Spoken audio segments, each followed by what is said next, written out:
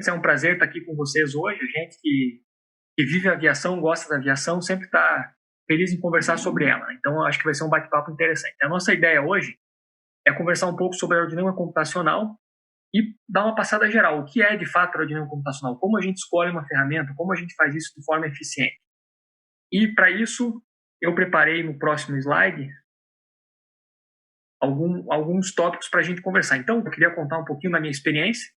Em seguida, a gente vai distinguir basicamente as grandes ferramentas para ensaio aerodinâmico, né? O Sorbiri tem comentado bastante sobre isso, a gente vai também falar sobre esse assunto. Depois a gente conversa sobre especificamente ferramentas computacionais, vamos discutir o que elas são, o que está por trás dos softwares que a gente usa por aí. Em seguida, comentar exatamente do ponto de vista histórico, como que essas ferramentas que foram evoluindo levaram também a projetos de aeronaves mais eficientes e mais interessantes.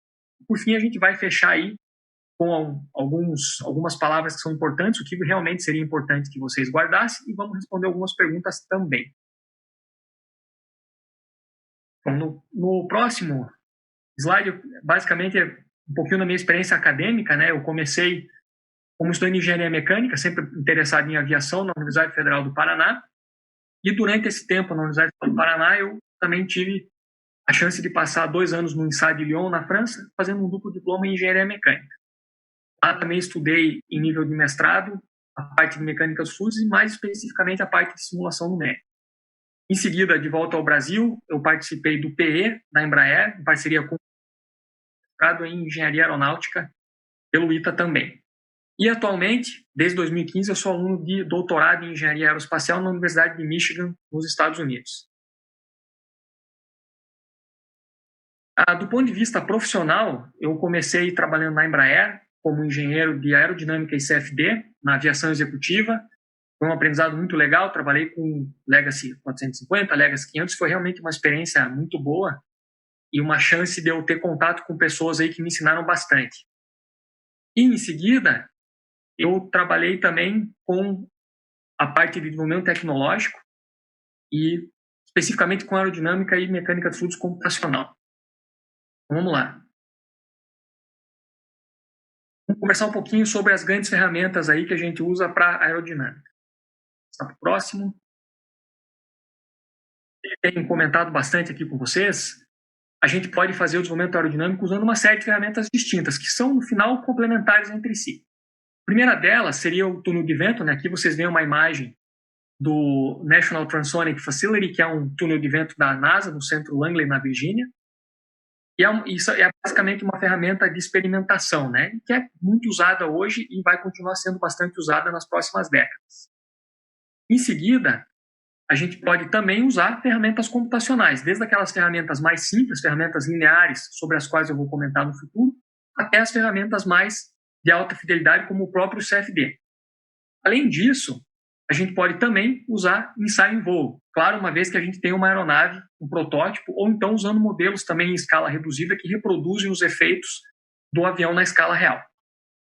Vamos lá. Então, conversando agora um pouquinho especificamente sobre aerodinâmica computacional, vamos dar uma olhadinha no que é exatamente aerodinâmica computacional.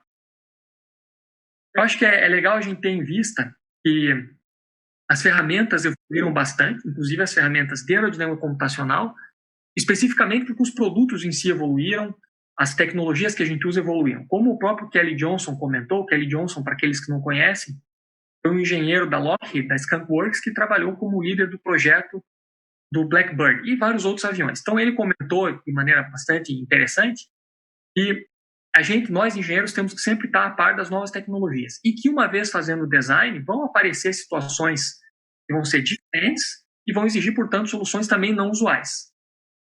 Vamos lá. A ideia toda parte do princípio do modelamento. Então, em física, o que a gente faz é, a gente tem um certo problema da natureza e a gente usa um modelo matemático para explicar esse fenômeno da natureza. Um exemplo, todos nós conhecemos, né, seria a segunda lei de Newton. E a gente conhece ela desde a época do ensino médio. Mas a gente pode, indo em diante, a gente pode pensar também que esses princípios básicos são também usados em aerodinâmica. Então, o que a gente vai fazer, basicamente, no contexto de aerodinâmica, seja em qualquer fase, seja em fases teóricas, usando correlações empíricas, ou então usando modelos computacionais, é criar modelos que traduzam a realidade do nosso problema, o que a gente pode simular e entender melhor. Vamos lá.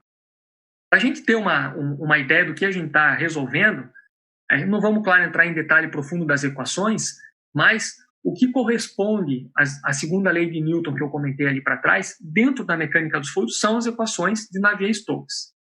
Aqui o que vocês estão vendo, só para dar uma ideia geral, são equações que explicam a conservação da massa, que enunciam os teoremas de quantidade e movimento e também de conservação de energia. Então, isso quer dizer basicamente que com princípios fundamentais da física, a gente consegue fazer um estudo de um problema complexo, como é um problema de aerodinâmica.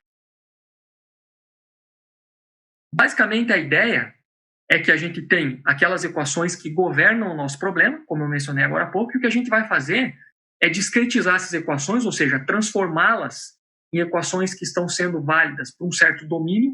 Esse domínio a gente chama, em geral, de malha computacional, e a gente vai resolver, basicamente, um sistema de equações. Então, aquelas equações que eram equações diferenciais, uma série de particularidades, viram um sistema de equações. E, basicamente, o que a gente está fazendo é resolver esse sistema. Claro que cada método vai ter sistemas que são distintos entre si, cada ferramenta de discretização vai te dar também um sistema de equações diferente. Mas a ideia é basicamente essa: a gente transforma um problema contínuo, equações complexas, em um sistema de equações que a gente vai resolver e, através disso, vai tirar a solução do problema em questão. Quando a gente começa a falar de modelagem, dos princípios que estão envolvidos dentro da aerodinâmica computacional, um conceito bem importante é o conceito de camada limite, que o Sorbilli também vem trazendo numa série de apresentações dele. Basicamente, a ideia é que quando você tem um escoamento viscoso, na presença de uma parede, os efeitos da viscosidade são tais que você vai ter uma velocidade nula exatamente na parede. Isso é essencialmente um efeito molecular, que tem a ver, portanto, com a viscosidade molecular, e a velocidade do fluido vai, aos poucos, aumentando até atingir 99% da velocidade do escoamento não perturbado. Essa região define a camada limite. E a camada limite pode ser laminar, onde você tem um comportamento que é essencialmente bem comportado, onde você tem linhas de corrente que são fáceis de se identificar. Você tem depois uma faixa de transição e, por fim, você tem um escoamento turbulento, que é essencialmente randômico. Sobre cada um desses regimes e sobre como modelar cada um deles, a gente vai conversar em outras lives, em outras oportunidades. Então, como eu falei antes, o nosso problema, no primeiro momento, é entender a modelagem. A gente não precisa necessariamente passar por todas as etapas dela, mas é importante que o engenheiro que usa CFD, que usa ferramentas numéricas, tenha uma ideia do que ele está resolvendo por trás do software que ele está usando. Então, como eu comentei antes, a gente começa com as equações mais gerais, são as equações de Navier-Stokes, que são equações que servem muito bem para os nossos problemas de aerodinâmica contínua, onde você trata o fluido como um sistema contínuo. E aí a gente pode fazer algumas hipóteses, e a partir dessas hipóteses a gente vai ter equações que são distintas e que são mais simples de resolver. Repare um fato bastante importante: as equações de Navier-Stokes que eu comentei antes, elas só têm solução analítica para alguns casos bastante restritos, como, por exemplo, escoamentos entre duas placas ou dentro de um duto. Escoamentos externos, como esses que a gente estuda em engenharia aeronáutica, em geral não tem nenhum tipo de solução analítica. Por isso a importância da modelagem. Então, se a gente pegar as equações originais de Navier-Stokes que eu mostrei antes e assumir que não existe efeito viscoso, a gente cai nas equações de Euler. Se a gente assumir, indo além disso, que não existe nenhum tipo de onda de choque que introduza rotacionalidade no escoamento, a gente pode dizer que o escoamento é potencial. O escoamento potencial está por trás de uma série de ferramentas lineares que a gente vai usar E, ao mesmo tempo, a gente pode reter os efeitos da viscosidade e fazer uma modelagem dos efeitos de turbulência usando o que se chama de Average Navier-Stokes, ou então modelagem Hansen. É um tema bastante usada na comunidade de CFD como um todo. E a gente pode continuar seguindo com mais e mais hipóteses restritivas, tendo equações que são cada vez mais simples de resolver, portanto que custam menos, mas também que retêm menos da física. Vamos lá. Essencialmente, eu comentei que a gente vai fazer uma série de restrições ou hipóteses sobre as equações originais. Isso vai nos fornecer, portanto, equações mais simples. Se a gente começar com aqueles métodos que são invíscidos, ou seja, não consideram a presença de viscosidade, portanto, não há camada limite. Isso seriam métodos lineares. A gente pode aí citar métodos painéis, vortex lattice, são métodos bastante conhecidos do pessoal do aerodesign, do pessoal da indústria que usa aerodinâmica computacional. Aqui vocês veem uma representação da geometria de uma aeronave comercial para ser usada em métodos dos painéis. É uma representação mais simples, e esse tipo de método, como eu falei, não possui nenhum efeito de viscosidade e resolve todas as suas equações dentro da superfície. Ou seja, você não tem informação de escoamento na parte externa, você resolve condições de contorno na parede. Portanto, são técnicas que são baratas de se usar, você pode rodá-las facilmente no computador pessoal, até no notebook, e você consegue ter resultados interessantes de uma forma bastante rápida. Por exemplo, algumas das coisas que você consegue fazer muito bem com esse tipo de ferramenta é fazer predição de toda a região linear da tua curva CL-alfa. Por quê? Nessa região da curva CL-alfa, em que você tem essencialmente escoamento colado, você não tem efeitos significativos da camada limite sobre os teus coeficientes aerodinâmicos, somente o coeficiente de sustentação. Claro que, uma vez que você não tenha nenhuma previsão de efeitos viscosos, automaticamente você está perdendo a questão do teu arrasto de fricção, né? Mas, para fazer medições de coeficiente de momento, coeficiente de sustentação, você tem uma predição bastante boa. À medida que você aumenta o ângulo de ataque, o escoamento vai tendo cada vez mais dificuldade em contornar o perfil, você vai tendo um gradiente de pressão cada vez mais adverso, o que quer dizer basicamente que cada partícula do teu fluido está tentando mover-se em direção a uma pressão maior, por isso adverso, e você começa a ter não linearidade no escoamento. E nesse momento, esses métodos começam a perder eficácia para predizer sustentação e coeficiente de momento. Claro que existem formas de contornar isso. Por exemplo, o X-Foil, que vocês provavelmente usam, é uma ferramenta em que se usa o approach chamado de multizona. No approach multizona, você tem uma região grande do escoamento onde não há nenhum efeito de camada limite, mas você adiciona efeitos de camada limite através de correlações empíricas ou resolvendo equações simplificadas de camada limite. E fazendo isso, você tem agora um método que é linear, ainda é o método dos painéis ou o método vortex lattice, mas que tem correção para camada limite e, portanto, te entrega mais física. Vamos lá. Em seguida, a gente pode ir aumentando cada vez mais o nível de representatividade das equações que a gente tem e chegar numa situação em que a gente consegue, inclusive, observar as pequenas estruturas que fazem parte do escoamento turbulento. Essas estruturas são bastante importantes porque a transferência de energia e a dissipação de energia que causa arrasto quando você tem turbulência acontecem exatamente nessas escalas. Claro que agora a gente está usando um nível de fidelidade bastante mais alto e, como consequência direta disso, a gente está gastando mais recurso computacional para resolver o problema. Então, o grande desafio que nós temos é encontrar o balanço entre a fidelidade que a gente precisa e os recursos computacionais que a gente tem à nossa disposição. Então, você usar CFD, usando modelagem Hans, como eu havia comentado antes, e a gente vai conversar mais sobre o que é a modelagem Hans, como se trata a turbulência em CFD, numa próxima live.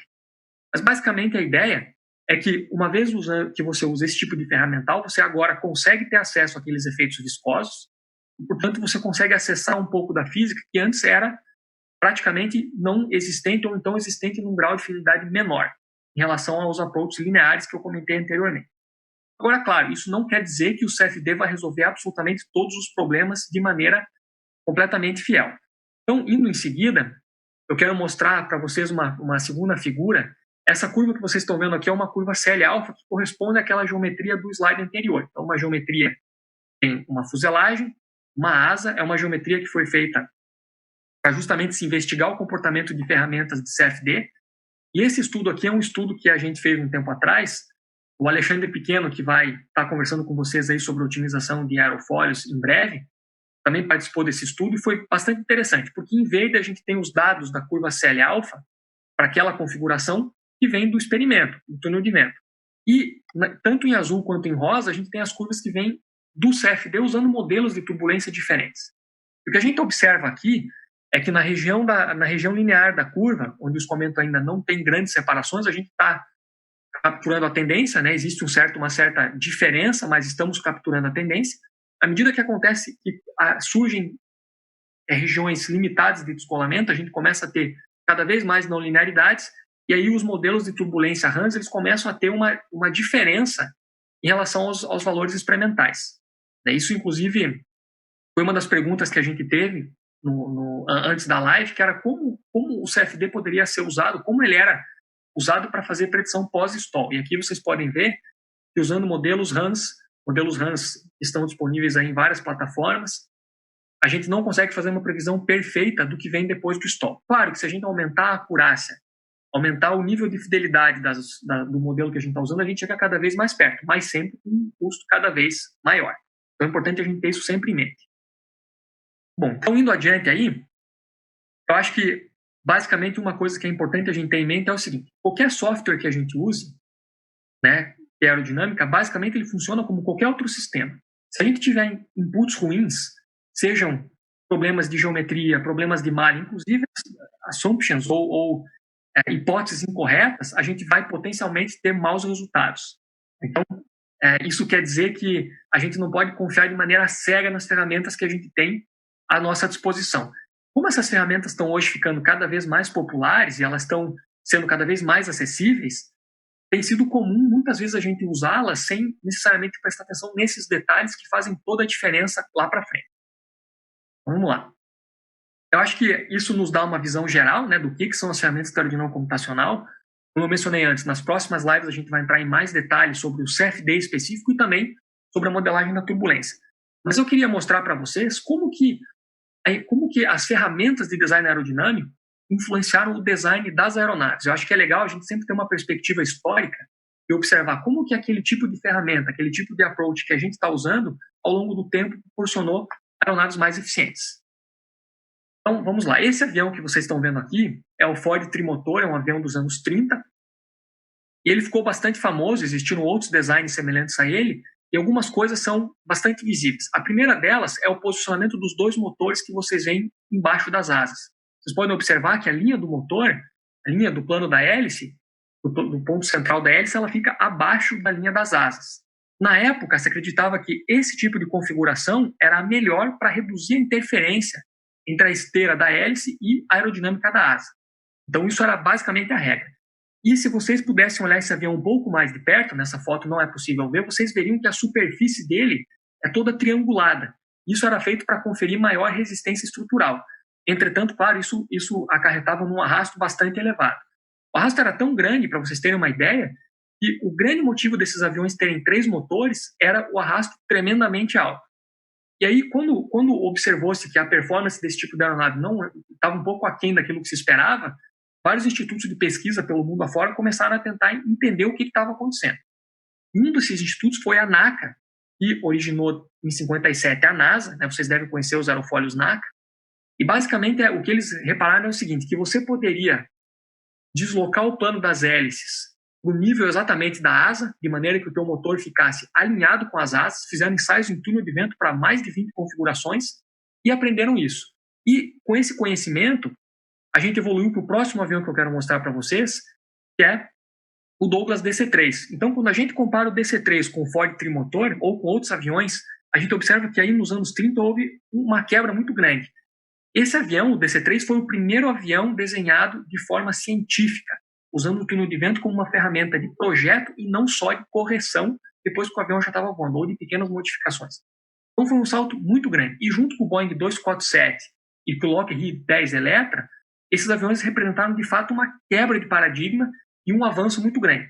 Um detalhe interessante, quando esse avião começou a entrar na fase de projeto, a especificação pedida para Douglas foi um avião de 3 motores e não de 2.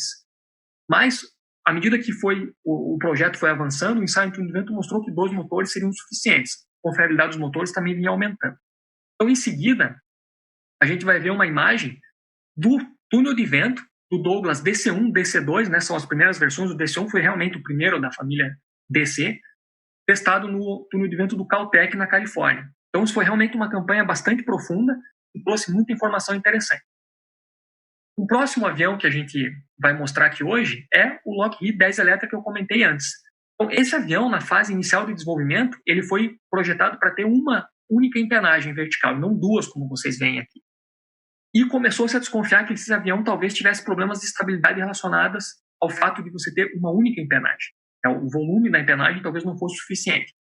E aí, no próximo slide, a gente vai ver o Kelly Johnson, aquele senhor que eu comentei antes, que foi o engenheiro-chefe da Skunk Works, trabalhando no Electra, ainda com uma só empennagem vertical, nos túneis de vento da Universidade de Michigan.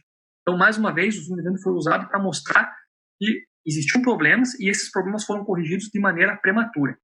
Então, isso gerou um avião com 2 empennagens verticais e essa configuração seguiu na Lockheed até o próprio Super Constellation, que é um avião muito famoso para quem gosta aí de aviação civil. Então, vamos lá. Em seguida, a gente começou a ter outros problemas. Durante a Segunda Guerra Mundial, uma série de caças, como o P-38 que vocês veem aqui, tanto em ensaio em voo quanto em combate, em movimentos de mergulho, esses aviões tinham regiões sônicas sobre a asa, isso originava ondas de choque e uma série de problemas de compressibilidade. Repare que nessa época, o acesso a qualquer tipo de computador era praticamente inexistente e os estudos eram feitos de forma analítica, com uma série de ferramentas empíricas e também com o túnel de vento que eu tinha comentado antes. Então, logo em seguida, ainda durante o período de guerra, 2 cientistas e engenheiros, de maneira completamente independente, tiveram a ideia do conceito da asa enflechada. E a gente sabe hoje que a asa enflechada, né, a gente vê tanta asa enflechada por aí, parece um conceito para nós bastante familiar, mas naquela época era realmente uma quebra de paradigma. Então, o primeiro deles foi o Adolf Busemann, na Alemanha, e o segundo foi o Robert T. Jones, no NACA em Langley, na Virgínia.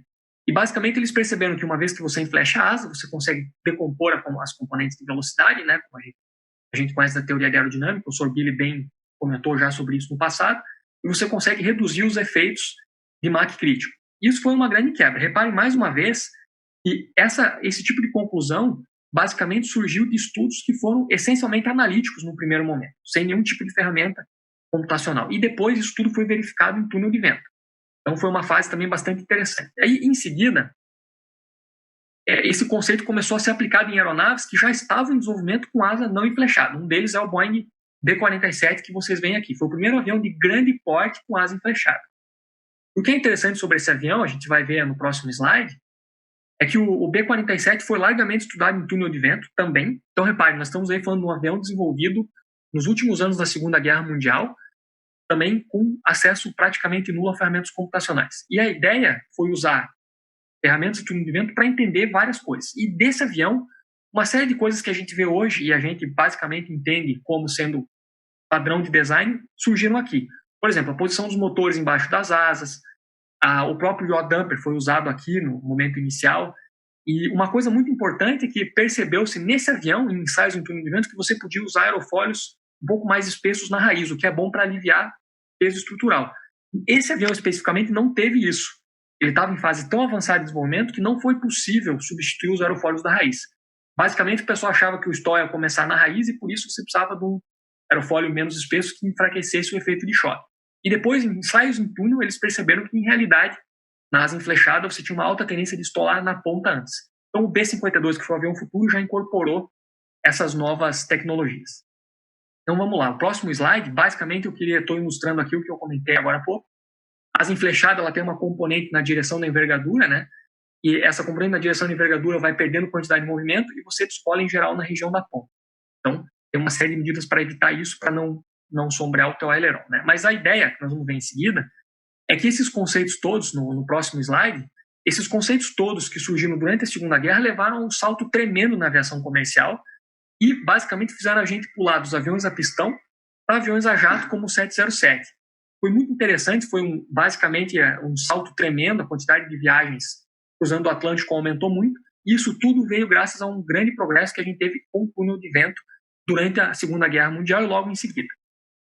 E aí, nos anos 50, como a gente está vendo aqui, o computador digital começou a ser uma ferramenta altamente disponível. Então, essa aqui é uma Scientific American de 1950. E o computador já começava a fazer as suas primeiras aparições como uma ferramenta efetiva, e não apenas como uma ferramenta de acesso muito restrito. E, essencialmente, o que tem acontecido desde então é um progresso exponencial na capacidade de processamento. Então, a gente começou lá com os tubos a vácuo nos anos 50, né, que são essencialmente aí o que a gente chama hoje de válvula. Depois passamos para o transistor, para o circuito integrado, e isso aumentou de maneira excepcional a nossa capacidade de processamento. Isso aqui, na verdade, é uma representação do que a gente chama de lei de Moore. Na verdade, não é uma lei, sim é uma constatação do Moore, que a cada 2 anos a capacidade de processamento que você tem disponível dobra. Isso porque a miniaturização dos componentes eletrônicos faz você colocar mais e mais componentes numa certa unidade de espaço físico. Então, você tem mais e mais acesso a computadores. E com isso tudo em conta, a gente vai ver logo em seguida, nos anos 60, o desenvolvimento das primeiras técnicas de aerodinâmica computacional específicas para o caso aeronáutico. Então, em 62, esses dois engenheiros da Douglas, o Hess e o Smith, desenvolveram o que hoje a gente conhece como método do painel. Nessa época, a gente estava em desenvolvimento, eles estavam desenvolvendo o Douglas DC-9, que é o avião que vocês veem aqui. Então, você estava numa fase bastante interessante em que você usava o túnel de vento e as ferramentas computacionais de mais baixa fidelidade começavam a surgir. E foi justamente o que aconteceu nos anos 60. No próximo slide, que a gente vai ver, é uma representação em painéis, como eu comentei antes, é uma técnica linearizada, do próprio Douglas DC-9, não pela primeira versão, uma versão mais estendida. Então, as versões seguintes do Douglas DC-9 passaram a ter um uso extensivo de técnicas como o método dos painéis, desenvolvidos pelo Hess e pelo Smith. E aí isso começou a se alastrar pela indústria como um todo. Nos próximos anos, nas próximas décadas, a demanda pelo tráfego aéreo continuou aumentando.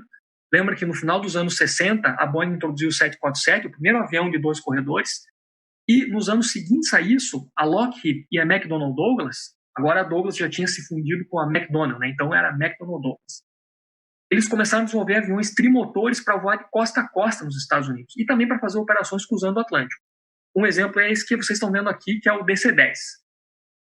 O DC-10, como a gente vai ver aqui no próximo slide, também teve uma influência bastante grande de métodos como o método dos painéis. Essa é uma representação do DC-10 com alguns milhares de painéis e o uso desse tipo de ferramenta foi essencialmente fundamental para o desenvolvimento desse avião. E aí, andando mais um pouco para frente, na nossa linha do tempo da indústria aeronáutica, a gente vai ver o Boeing 737-300. Então, o 737-300, você até vê esse avião ainda voando em alguns lugares. Ele surgiu, o desenvolvimento dele começou no fim da década de 70 e se estendeu nos primeiros anos da década de 80. E é um avião que teve muito sucesso. E o que a gente vai ver em seguida aqui é que esse avião também teve o seu desenvolvimento bastante influenciado por métodos dos painéis. Um deles, um código, método dos painéis chamado Pan-Air, é um método desenvolvido pela própria Boeing, com correções de camada limite e tal.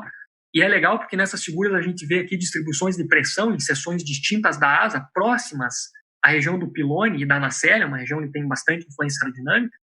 A gente consegue ver uma concordância boa entre métodos numéricos e métodos experimentais. Claro que toda representação computacional, principalmente em métodos dos painéis, requer uma série de simplificações geométricas, como vocês podem ver na direita. Então, uma geometria de múltiplos elementos, com flap, com slat, é simplificada para algo que reproduz aquela mesma geometria de uma forma um pouco mais simples, mas ainda assim retendo o necessário da física nesse tipo de nível de fidelidade. Em seguida, já chegando aí no final da década de 80, houve uma expansão dos recursos computacionais e o pessoal na indústria começou a usar 2 tipos a mais de ferramenta de forma ativa. Ferramentas do tipo Euler, que eu comentei antes, que não assumem que o teu escoamento é não rotacional, só assume que ele é invícido. E, em seguida, mais para os anos 90 e anos 2000, simulações como RANS, que incluem efeito de viscosidade e modelagem de turbulência. Um exemplo de desenvolvimento que se beneficiou bastante desse tipo de ferramenta é o Boeing 777. O 777 foi desenvolvido no final dos anos 80, nos anos 90, e basicamente a Boeing trouxe uma série de empresas aéreas para trabalharem juntas e usaram bastante CAD e bastante CFD. No próximo slide a gente vai ver exatamente as contribuições de CFD, ou algumas das contribuições de CFD para esse avião. Então a gente pode citar desenvolvimento da asa, a gente vê ali o desenvolvimento do lofting na região exterior à cabine, o cockpit. Nessa região você tem geralmente um escoamento bastante acelerado, você tem surgindo uma onda de choque que muitas vezes gera ruído e é incômodo para os pilotos. Então o CFD foi usado para isso. Um outro problema bastante interessante é a integração do pilone do motor com a asa, que é um problema bastante complexo, ou até mesmo da junção asa-fuselagem, o projeto das empenagens e até o projeto dos FTFs, que são aquelas carenagens que você vê cobrindo os mecanismos que dão movimento aos flaps. Então, tudo isso beneficiou-se de CFD no 777. E aí, indo um pouquinho mais à frente aí na linha do tempo, a gente tem o 737NG, um avião que voa ainda hoje bastante, e esse avião também usou CFD em larga escala. Então, o que a gente vai ver em seguida são alguns outros exemplos do CFD agora no 737NG. Mais uma vez, a gente tem toda a modificação da empenagem. O 737NG tem uma empenagem que é bastante diferente daquela usada na versão anterior, a integração do motor com o airframe, ou seja, a gente percebe aí que dos anos 90 para frente, o uso do CFD foi bastante talvez distribuído, foi bastante proliferado na indústria aeronáutica como um todo. E agora, indo já para os anos 2000, a gente tem aí desafios super interessantes. A gente tem aviões feitos em larga escala com material compósito, portanto, asas que conseguem ter um alongamento alto, trazendo eficiência aerodinâmica sem questões estruturais. E a gente tem, então, um desafio novo. A gente tem aí uma configuração que é altamente defletida, a gente quer fazer uma simulação disso, a gente quer, eventualmente, acoplar o fluido com a estrutura. Então, tem muito desafio interessante aí para a indústria aeronáutica nos próximos anos. A gente está longe ainda de chegar numa maturidade no que diz respeito à ferramenta e a processos para esse tipo de problema. Então, em seguida, eu acho que é legal a gente ver como as coisas evoluíram, né? Um horizonte aí de 90 anos, a gente mudou ali daquele avião da época da Segunda Guerra, construído basicamente por equipes que eram feitas com pouquíssimos engenheiros e sim com mais pilotos e pessoas técnicas, mas com pouca ciência, até o que a gente tem hoje, aviões altamente eficientes que se beneficiam largamente de ferramentas numéricas, né, que é o que a gente está usando hoje. O próximo exemplo que eu quero dar para vocês é um exemplo que eu acho bastante interessante, que não é um exemplo de aeronáutica, mas é um exemplo espacial, mas ele tem uma série de paralelos com aquilo que a gente vê na indústria aeronáutica. Então, o Saturno V foi o foguete que levou o homem à Lua. E esse foguete tinha como propulsor principal o motor F1. O motor F1 foi desenvolvido com todas as tecnologias que existiam à disposição na época, e basicamente esse projeto foi bastante acelerado, né? Existia a meta aí do governo americano de vencer a corrida espacial, então o desenvolvimento foi de fato muito acelerado. E aconteceu algo bastante relevante. Durante o desenvolvimento, usaram-se todas as ferramentas que existiam à disposição. Repare que a gente está agora falando de uma situação física muito complexa de se simular, né? Você tem um escoamento com reação química, com muita troca de calor, com combustão efetivamente. E o que acontecia é que as ferramentas que tinham na época não foram capazes de predizer um fenômeno que foi se pronunciar quando construiu-se o primeiro protótipo. Esse fenômeno é o que a gente chama de instabilidade de combustão. Nesse tipo de fenômeno, as ondas acústicas que você tem no motor do foguete, elas se acoplam com o problema da combustão. Em alguns momentos você está injetando calor numa certa região do teu campo de escoamento ao mesmo momento que você comprime. Ou então você tá tirando calor numa reação que está tirando, realmente consumindo calor, e você está expandindo.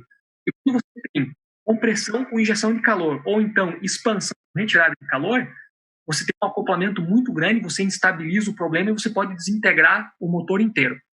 Só que isso só foi descoberto num momento em que já existia protótipo, já existia muito desenvolvimento, muito HH havia sido usado. Então, foi necessário reengenheirar todo o motor, e isso custou, na época, 480 milhões de dólares em valores de 69. Se a gente transferir esses valores para 2019, usando os valores da inflação nos Estados Unidos, isso iria para 3,35 bilhões de dólares. Isso só para o desenvolvimento do motor. Então, a gente tem ideia aí do qual é a escala. Basicamente, a mensagem, isso aqui que é trazer, é o seguinte: a gente precisa ter boas ferramentas. Hoje nós temos ferramentas que, claro, não eram disponíveis naquela época. E a gente precisa usar essas ferramentas de maneira consciente e escaloná-las de forma consciente no desenvolvimento para que a gente consiga captar a física necessária o mais cedo possível para corrigir eventuais problemas. Essa que é a ideia. Aí, em seguida, voltando agora para o nosso horizonte aeronáutico, né, eu queria mostrar aqui, isso é um paper que foi publicado há algum tempo, que mostra a evolução do CFD dentro da própria Boeing. Então, é interessante ver que tem uma série de exemplos que a gente podia dar, mas eu queria mostrar dois aviões que têm mais ou menos o mesmo tamanho e que servem mais ou menos a mesma missão, mas são separados aí por 20 anos de desenvolvimento. Então, nos anos 80, em 81, 82, a Boeing introduziu o 767. E para esse avião foram testadas cerca de 77 asas em túnel de vento. E à medida que foi se evoluindo, aumentou-se o poder computacional, e para o 787, que vocês veem na direita, que foi desenvolvido nos anos 2000, o número de asas testadas em túnel de vento caiu para algo em torno de 5 asas. O que isso quer dizer? Isso não quer dizer que a gente não está usando túnel de vento. Isso quer dizer, basicamente, que à medida que a gente tem melhores ferramentas, a gente consegue chegar no túnel de vento com mais precisão e a gente consegue testar um número menor de geometrias. É basicamente essa a ideia que esse estudo da Boeing quer mostrar. Então, você pode até estar realmente aumentando a quantidade de horas em túnel de vento, mas você está levando menos geometria para o túnel de vento porque as ferramentas computacionais que hoje estão virando basicamente muito acessíveis, né? Lembra que a gente tem um poder computacional que está sempre aumentando. Isso fez com que fosse possível melhorar a predição nessa fase do projeto. Então, legal, se a gente fosse, portanto, aí A gente falou de bastante coisa aqui, né? Vamos falar ainda de coisas mais importantes, mas o que eu quero, acho que para a gente encerrar, no próximo slide, eu queria mostrar para vocês o seguinte: assim, se eu precisasse que vocês tivessem algumas informações mais importantes, o que seria? Então, em sequência, é o seguinte: nesses últimos 100 anos aí, a aviação evoluiu de uma forma bastante dramática, né? Claro, a gente eventualmente vai ao aeroporto, vê aqueles aviões que são um tubo, uma fuselagem, né, a asa, a gente talvez pense que não houve tanta mudança, mas houve uma mudança tremenda. E isso aconteceu nos últimos 100 anos, e uma parte desse desenvolvimento, dessa evolução que a gente viu, aconteceu graças ao fato da gente ter ferramentas melhores. Entretanto, qualquer ferramenta que a gente tenha não é nada mais do que uma peça de todo o processo. E, portanto, o julgamento de engenharia, o conhecimento da teoria, o uso de experimentos, a confluência de todos esses métodos no design é muito importante. De forma que não há ferramenta que substitua hoje o julgamento do engenheiro bem preparado, bem treinado e consciente do que ele está usando. Tá? Então, indo aí para frente, tem mais algumas coisas que são importantes. A primeira delas é o seguinte: quando você estiver fazendo uma simulação aerodinâmica, a primeira coisa é importante que você tenha bem definido o que você quer tirar daquela simulação. Quais são os teus objetivos? Quando você estiver escolhendo a ferramenta, né, você vai sempre precisar balançar entre a física que você precisa reter e os recursos computacionais e o tempo disponível que você tem para obter aquela resposta. Porque, claro, você poderia ter uma ferramenta de altíssima fidelidade que captaria toda a física que você precisa, mas vai levar, às vezes, meses para te dar uma resposta. E aí o teu timeline não permite isso. Então, existe sempre um balanço e é importante a gente ter isso em mente, né? E, finalmente, eu acho que uma das coisas muito importantes é que a gente nunca esqueça de que uma vez que a gente tenha resultados, que a gente tenha tempo de analisar os resultados, entender a física, ver se eles fazem sentido, né, e validar o que a gente estava fazendo.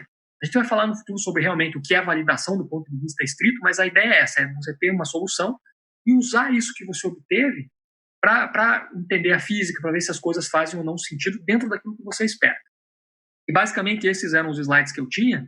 Eu queria aproveitar para responder algumas das perguntas que a gente teve. A gente teve algumas perguntas interessantes, né? Eu acho que vale a pena a gente passar por alguma delas aqui, né? Uma delas é como validar o código de CFD. Então, isso era justamente uma das coisas que eu estava falando, já que essa é uma pergunta do André. A ideia basicamente é o seguinte: quando a gente fala de validação, a gente está dizendo que a gente está comparando o nosso resultado de CFD com dados experimentais ou dados de mais fidelidade do que o próprio CFD, o mesmo ensaio em voo. Existem duas coisas diferentes. Existe validação e verificação. Verificação é o que você está fazendo basicamente quando você testa um pequeno componente do teu código ou do teu programa. Por exemplo, imagine que você tem um código de CFD que num dado instante calcula uma integral ou então uma derivada.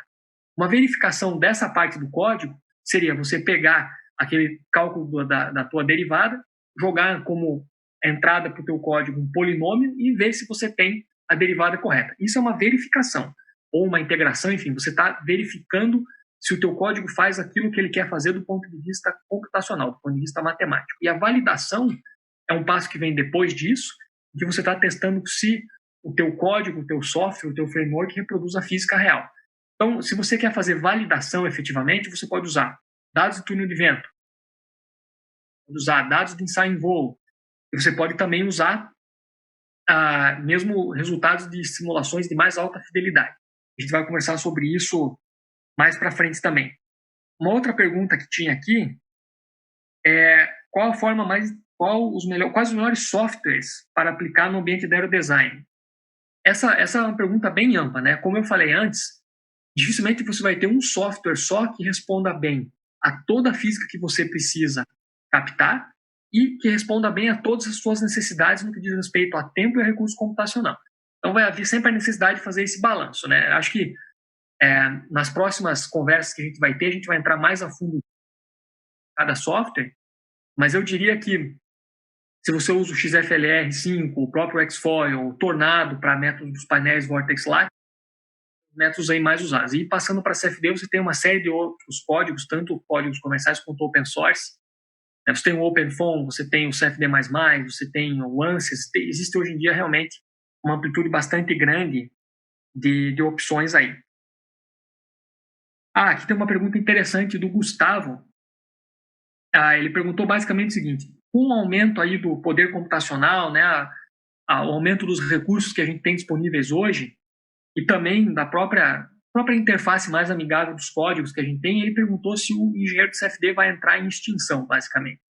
E essa é uma ótima pergunta. Eu acho que, basicamente, o que tem acontecido e vai continuar acontecendo é que essas ferramentas vão ficar cada vez mais acessíveis, vão ser usadas em escala cada vez maior, e justamente a gente vai incorrer no risco de usá-las sem conhecimento do que está acontecendo. Então, basicamente, o que eu vejo é o seguinte: é a necessidade de ter um engenheiro que entende o que está acontecendo por trás, né, que entende as limitações e as hipóteses do software que ele está usando, e que, ao mesmo tempo, não necessariamente é um programador, um cara que escreve código desde o início, né? Eu acho que isso é a tendência. Então, a gente vai continuar tendo engenheiros fazendo simulação, eu diria até que isso vai aumentar, e para que isso aumente de forma sustentável e que a gente possa produzir simulações cada vez melhores, a gente vai precisar que esse pessoal tenha conhecimento de tudo aquilo que está por trás das ferramentas que a gente está usando, né?